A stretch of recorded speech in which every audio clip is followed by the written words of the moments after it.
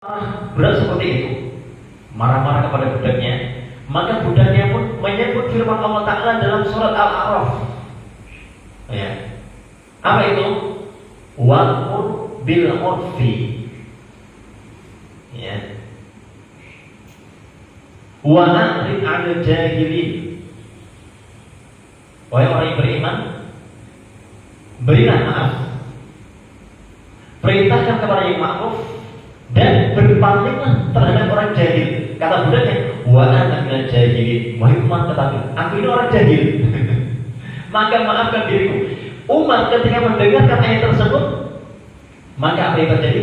Tawaqqaf inda kitabillah.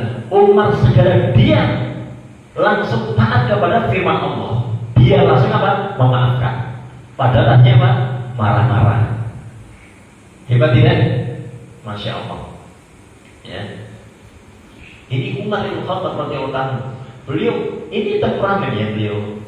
Ya, sifat itu temperamen. Tapi masya Allah, beliau sangat takut kepada Allah Taala. Dengan sikap yang sangat takut kepada Allah, padahal dia sangat marah, menjadikan dia segera taat kepada Allah Taala. Dengan cara bagaimana?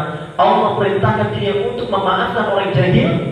Budaknya ketika melakukan hal itu karena kejahilannya, maka segera dimaafkan oleh Umar bin Khattab radhiyallahu taala. Dan termasuk orang jahil adalah anak-anak. Kita sering ya marah pada anak-anak.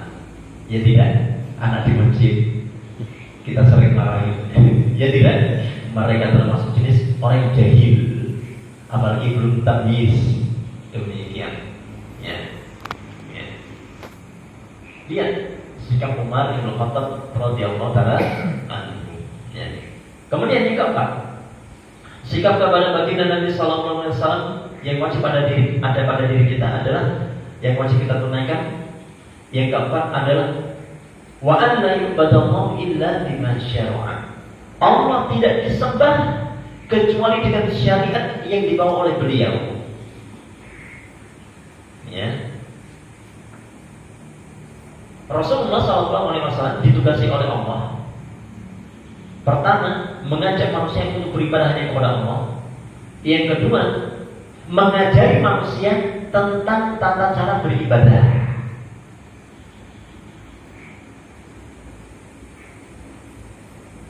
Ketika kita tidak mendapatkan pengajaran dari Nabi tentang bagaimana cara beribadah, tentu kita tidak bisa beribadah kepada Allah. Bagaimana sholat kita tidak bisa, puasa kita tidak bisa, baca Al-Quran tidak bisa, menutup aurat tidak bisa, ya, pakai jilbab tidak bisa, ya. Seandainya tidak ada Muhammad SAW, tentu kita tidak bisa beribadah kepada Allah Ta'ala. Tapi dengan diutusnya Rasulullah SAW menjadi rahmat yang besar bagi kita, wajib kita mensyukuri nikmat tersebut. Di antaranya adalah kita bisa beribadah kepada Allah ya sesuai dengan kemampuan kita, ya, dengan apa yang dibawa oleh Rasulullah SAW. Kita bisa sholat, kita bisa puasa, kita bisa haji bagi yang mampu, kita bisa bersedekah. Demikian, lihat sedekah, ya, bermanfaat bagi orang yang mengeluarkannya dan bermanfaat bagi orang yang diberi. Sedekah tersebut bermanfaat tidak? Bermanfaat. Ya, maka ketika bersedekah kita sesuai dengan apa yang digariskan oleh baginda Nabi Sallallahu Alaihi Wasallam. Demikian, dikeluarkan dari harta yang halal. Ya, ketika itu zakat, maka dikeluarkan dari harta yang sudah mencapai nisabnya. Kemudian sudah bertahan haulnya, batas minimal nisab, ya sudah terpenuhi. Kemudian haulnya bertahan selama 1 tahun, sudah dikeluarkan berapa? 2,5%. Kalau orang punya 100 juta, ya, diambil 2,5% dari berapa? 2.500.000. Miskin tidak? Dikurangi 2,5 juta? Gak miskin. Kalau sampai dia berkata, tapi utang saya masih banyak, Ustaz. Utangnya berapa? 200 juta. Berarti dia belum wajib mengeluarkan zakat. Ya tidak? Namanya zakat itu, harta zakat yang dikeluarkan adalah harta ya yang sudah menjadi saldo. Ya, modalnya berapa? Kemudian dikurangi hutang-hutangnya.